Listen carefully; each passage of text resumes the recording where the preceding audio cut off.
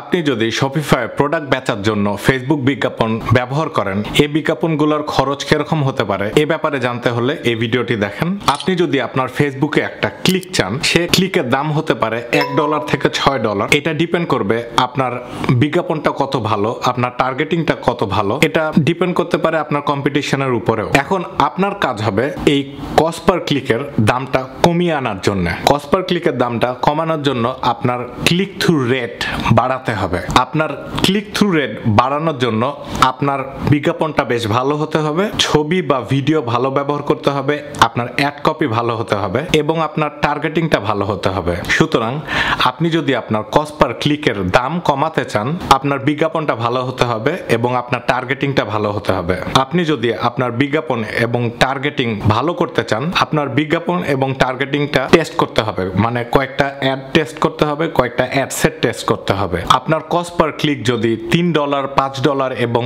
এর উপরে হয়, ভালো বিজ্ঞাপন এবং ভালো টার্গেটিং আপনার কস্ট পার ক্লিকের দামটা কমিয়ে দিবে।